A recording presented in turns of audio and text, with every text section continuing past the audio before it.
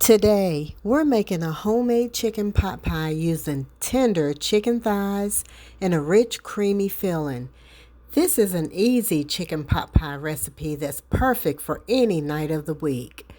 Start by dicing your chicken thighs, seasoning them with salt and pepper, and cooking them until browned. Remove the chicken and set it aside. In the same pan, melt butter and saute onion, celery, carrots, and potatoes until they start to soften. Add minced garlic and cook for 1 more minute. Sprinkle flour over the vegetables and stir to create a roux. Then slowly add chicken broth and whole milk. Add fresh thyme and let everything simmer until thick and creamy. Stir in the cooked chicken along with frozen peas and corn. Taste and adjust seasoning as needed.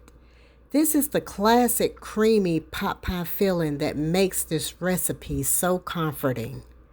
Place a refrigerated pie crust in your dish, fill it with the hot mixture, add the top crust and seal the edges.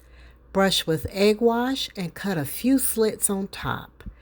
Bake at about 400 degrees for about 30-40 minutes or until the crust is golden brown.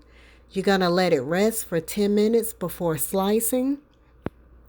This homemade chicken pot pie is warm, creamy, and full of flavor.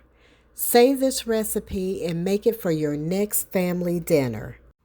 And don't forget to like, share, subscribe, and hit that bell at Food Thought 773.